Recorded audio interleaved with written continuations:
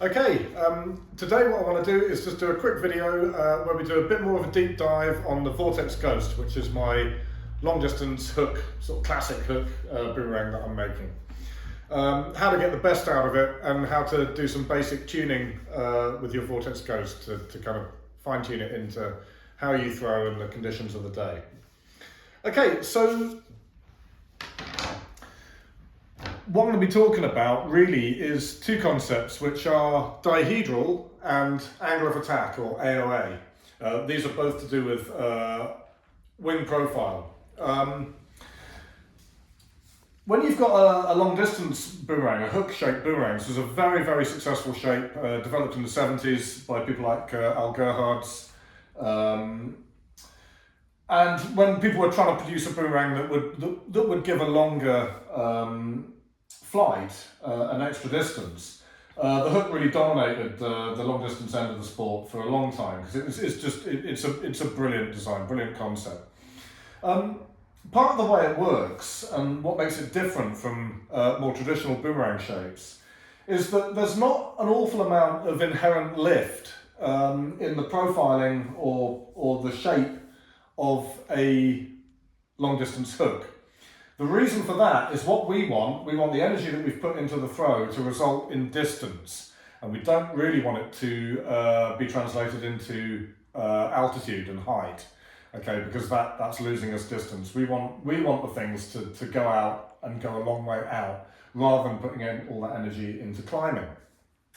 Now, if you think about more traditional shapes like the learnerang that we do, sort of Napoleon's hat type of shape, and then going back even further, the sort of sports traditional, very open shape of the sky surfer. Dihedral is where you have a wing. If you hold the boomerang flat on the deck, it's where the wing rises up towards the wingtips, and this gap here at the end of the wings is called dihedral. And what dihedral does is it will produce lift. It will give you extra lift. Now, in the case of these types of shapes, we don't need any extra lift. There's a lot of lift designed into these boomerangs themselves. The profile on the learnerang is quite tall, relatively speaking. No dihedral needed because we've got all the lift we need and we're not looking for that super long range.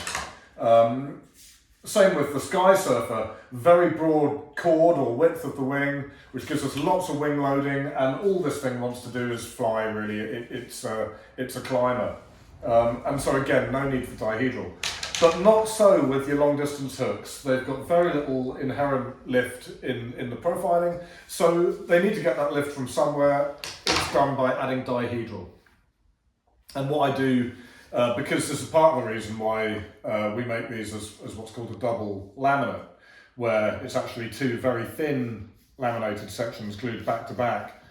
During that gluing process, I'm gluing them together in a mould that has my 5 millimeters at the wingtips of dihedral shaped into the mould. So when they come out, you know, that 5 mil of dihedral on the lift arm and dingle arm are set in, they're moulded in. So this is where the long distance hooks tend to get a lot of their lift from, is from the dihedral. Now there's another concept at play here which is called angle of attack. Now angle of attack, I've done some diagrams and spared no expense on these. If you were to take your wing profile end on, okay, and this is our leading edge, this is our trailing edge. I don't want to go too deep into what actually makes an airfoil give lift. That's for a video for another day, which I will do. Basically, you've made a shape here that gives you a differential in air pressure above and below the wing, and that is what causes lift. But like I say, we don't want to dig too deep into that. This is our trailing edge. This is our leading. This is our leading edge. This is our trailing edge. If you were to draw an imaginary line through the cord, through the centre of the cord of the boomerang wing, in neutral angle of attack, it's sitting absolutely flat, okay? Now, if you want to increase lift, you would introduce positive angle of attack. This is where the leading edge sits slightly higher above that horizon line and the trailing edge sits slightly lower. I've kind of accentuated this in this diagram to show that. And conversely, if you want to produce less lift, we would go for negative angle of attack, which is where the leading edge sits lower than our imaginary horizon line. Now, as with all things with airfoils, you make a change in one direction, you will make a change in the opposite direction as well. Negative angle of attack will give you a lower flight path, but will be more prone to diving. Okay, and a positive angle of attack will give you more lift, but it's more prone to stalling. So the boomerang can stall if there's too much lift inherent in that wing. Now, the vortex ghosts have been set up very carefully with these angle of attacks on each wing. The angle of attack in the lift arm, that is the one with the sort of scallop on it, and the one that most people would hold the boomerang by to throw on it. Some people throw them from the dingle arm, that's okay. But the lift arm is this one. The angle of attack on the lift arm should be about 5 degrees of positive angle of attack. So we're giving the boomerang a little bit of extra lift by having a 5 degree angle of attack, positive angle of attack on the lift arm. Not very much, just that 5 degrees is just all it needs. When you look at your boomerang end on, when you look at your vortex ghost, you will see that there is actually a chamfer, there's a cutaway underneath the leading edge of the lead arm and on the dingle arm as well, actually.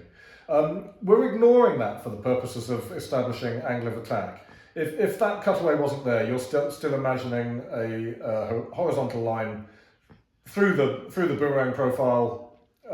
We want 5 degrees positive AOA. Now the dingle arm is very different.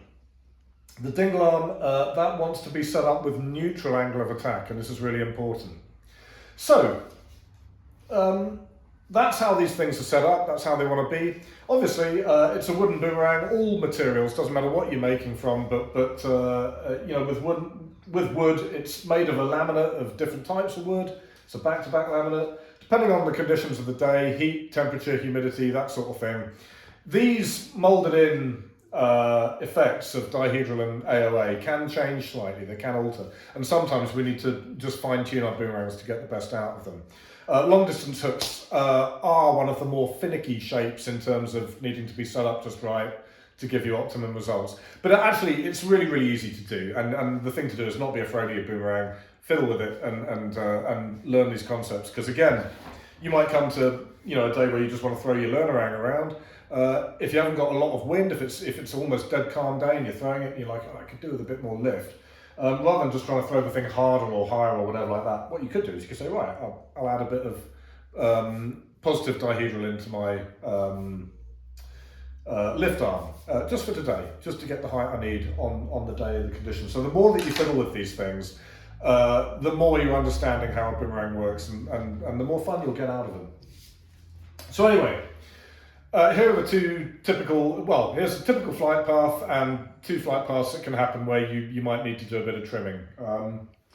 What you want to do with the long distance hooks, as you throw the boomerang, you want a lot more layover than with standard boomerangs. I'm finding that the Vortex Ghost tends to work best at about 45 degrees of layover, that's there. So pitched over quite a long way from the 65, 70 degrees that we're used to with short range boomerangs. So you want to be throwing it about 45 degrees, and then also you want to be, 45, 50, 60 degrees off the wing, depending on how strong the wind is. These work best in anything between 2 and 8 mile an hour winds. Beyond that, they're still good, but a bit trickier to get the accuracy above 8 miles an hour. So anyway, as you throw it, it's a good firm throw and plenty of spin.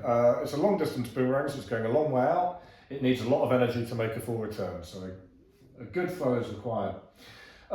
If it goes out and it's got too much lift on the outward bound part of the journey, then what you might want to do, you would look at your lift arm, and if the twist, if the angle of attack is too far positive, you can just take the thing and just gently bend it back so that you're achieving less angle of attack, less positive angle of attack there. And the way to do it, just gently bend it a little bit past where you want it and hold it there for about,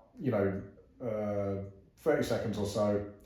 And then you'll be where you need to be. And then hopefully try it again, and that should kill that lift off a little bit and give you the flight path you want. The other thing that can happen, you throw the boomerang, it gets 3/4 of the way around. It doesn't seem to start to lay over as they should, where the boomerang flattens out in the air for the return journey. And it just kind of dies a death really and goes into the ground and doesn't make the return journey. In that case, your culprit is probably the dingle arm. So what you would want to do, typically if that's the type of flight path that you're seeing, it means that this has twisted so that it's got positive angle of attack in. Remember, it wants to be neutral. So again, just take the wing, gently bend it past where you want it to be and hold it there for a little while until you've got,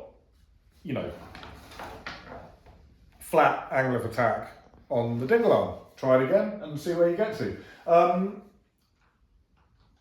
Once they're set up perfectly like that, you'll get great flights all day long.